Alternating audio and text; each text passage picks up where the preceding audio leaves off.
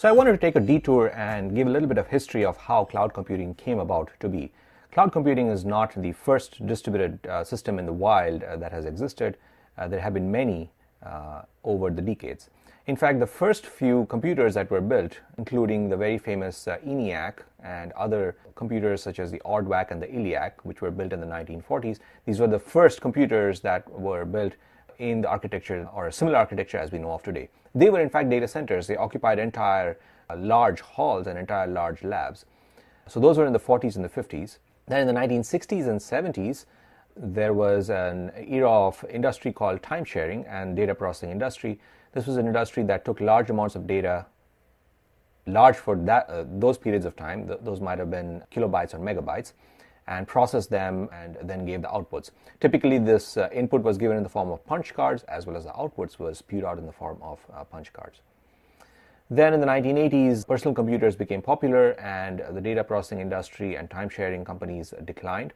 But PCs also made it easier to build clusters or networks of workstations. And this led to the evolution of other eras of computing, such as grid computing, and then very large-scale systems such as peer-to-peer systems in the 1990s and the 2000s.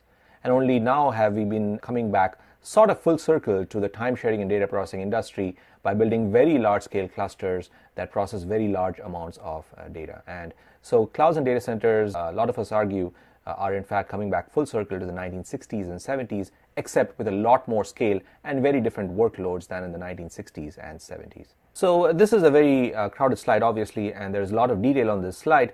I don't mean to go through all the elements on the slide. One of the things I want to point out is that the data processing industry, which is often called a precursor of today's cloud computing industry, was a fairly large industry. So if you look at the numbers here, in 1968, the data processing industry was $70 million. By 1978, it had become $3.15 billion. Given the rates of inflation and how much the dollar has inflated, this was a fairly large industry at that point of time. The players then were very different from the players that we have today in cloud computing. Honeywell, IBM, and a whole bunch of other companies, including Xerox, were big players. That era also resulted in several machines which are the precursor for the architecture of many of our workstations and even servers today. This included the DEC PDP-10 as well as the IBM 370, which were very popular at that time. The networks of workstations which are built from PCs or servers included the Berkeley Network of Workstations project and also server farms at several companies, including at IBM. Grids became fairly popular in the 1980s. These were a way to connect several sites together, the sites being not very large scale, not as large scale as the data centers, but being large enough. And grids were born out of the Grid Physics Network project, also known as the Griffin project.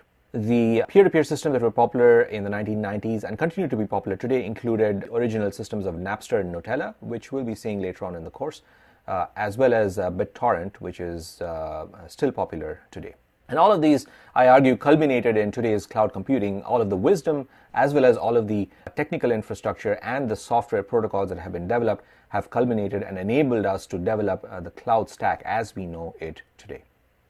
So there are several trends that are well known in computer science. The most popular trend is that the CPU compute capacity doubles once about every 18 months. This is often known as Moore's law.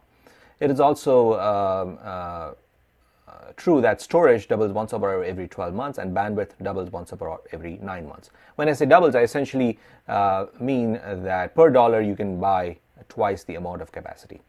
So Moore's law, which says that the CPU compute capacity, or at least the original version said that CPU compute capacity doubled once every 18 months, said that CPU frequency doubled once about every 18 months, but that has hit a power wall. So nowadays what you will find is that the CPU speeds don't increase anymore. Instead, CPUs grow horizontally. In other words, you find the number of CPUs that come out on motherboards that you can buy of the market is doubling once about every 18 months or so.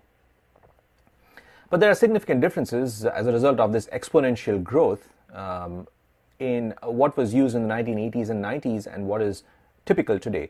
Bandwidth, for instance, in 1985 consisted of mostly 56K links nationwide. Today, our backbone links in the internet are much faster than this. Disk capacity, today's PCs, workstations that you buy, or even laptops, sometimes have hundreds of gigabytes, in some cases terabytes, and this is much more storage than a supercomputer back in the 1990s. Not only the hardware and the software, but also the users' expectations have changed. Biologists, for instance, in 1990 were running small single molecule simulations, but today they run a fairly large-scale genome sequencing experiments. Companies that sequence your genome might run very large-scale jobs on a cloud. The Large Hadron Collider, which is run by CERN, and a variety of other physics and astronomy applications and setups produce a lot of data per year. All of this data needs to be stored somewhere. It needs to be processed. And it is this storing and processing that allows them to make large discoveries such as the discovery of the confirmation of the Higgs boson, the confirmation of the gravitational field, and a variety of other advances that have all occurred because of the ability to store and process large amounts of data from these particle colliders. So one of the prophecies that was made in the 1960s by Fernando Corbato and other designers of this operating system called Multics is that eventually computing would be available as a utility, just like power is available as a utility. Today we plug in our devices into the wall and we get power, or you open the tap and you get water. Similarly, they envisioned that computing would be available by just plugging and playing your client into maybe an Ethernet jack. So many have today said that cloud computing has in fact realized this vision. Others have said that we haven't yet realized this vision.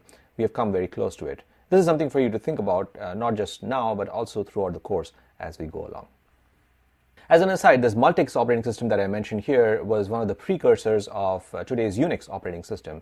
So Multics was a fairly heavyweight and monolithic operating system. And at some point of time, a bunch of scientists sat down and said, let's pare it down to its minimal basics and build a smaller, faster operating system. That operating system was the Unix operating system, which is, of course, the precursor for many of the popular operating systems today, including the versions of Linux such as Ubuntu, Red Hat, and so on and so forth.